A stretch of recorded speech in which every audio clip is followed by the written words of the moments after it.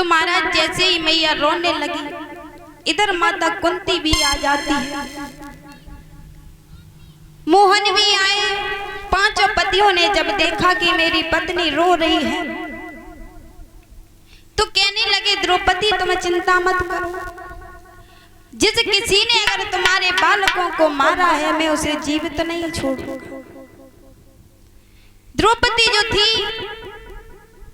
कहने लगी अगर जब तक मैं उन हत्यारे को अपने सामने नहीं देख लूंगी तब तक मुझे चैन नहीं आएगा। आज बिल्कुल भी देर नहीं की, मोहन चले हैं, अर्जुन और भगवान श्री कृष्ण दोनों लोग चले हैं आज उस हत्यारे का पता करने के लिए। पहुंचते हैं, जाकर के जंगल में पहुंचे, पता चला ये इधर अश्वत्थामा को कि हमें पकड़ने के लिए आ रहे हैं।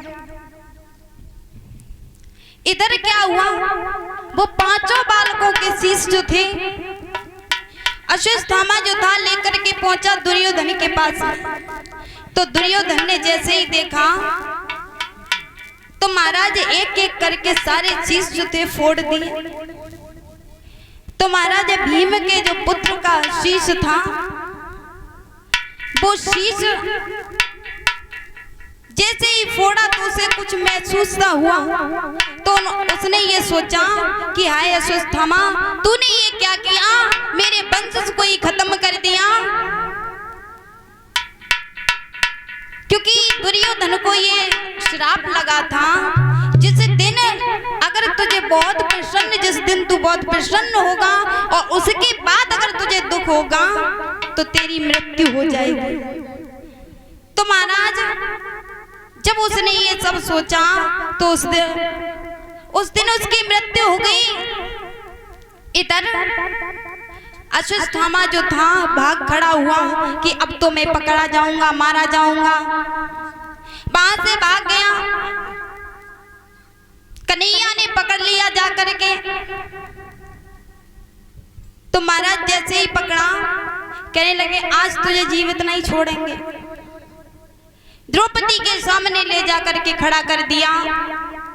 द्रौपदी जो थी उनके मन में दया उमड़ पड़ी, क्योंकि वो समझती थी कि मेरे तो पांच पांच बालक, ये गुरु का, हमारे पति जो है उनके गुरु का पुत्र है और ब्राह्मण को मारने का पाप बहुत बुरा होता है, इस पाप से बड़ा कोई पाप नहीं होता।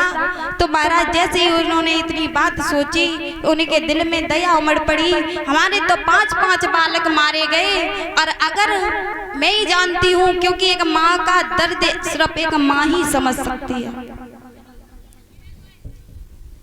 तो महाराज जैसे ही इतनी बात सोची तो उन्होंने कहा अगर मैं अपने बालकों के मरने पर इतना रो रही हूं तो इनकी मैया कितना रोएंगी। उनके दिल में दया उमड़ पड़ी, उन्होंने अश्वत्थामा को क्षमा कर दिया। धन्य द्रौपदी सी नारी जो अपने बालकों के हत्यारे को आज ऐसे ही छोड़ दिया। आजकल अगर कोई कुछ कर देना भैया तो कोर्ट कचहरी पता नहीं क्या क्या हो जाता है। यानी कि अगर किसी ने किसी को मार दिया तो उसका बदला सिर्फ मृत्यु है, मृत्यु ही दंड है, उसके सिवा और कोई नहीं है। माफ करने का तो कोई सवाल ही पैदा नहीं होता। आइए संकीर्तन बोलते हैं, उसके बाद में आगे की कथा।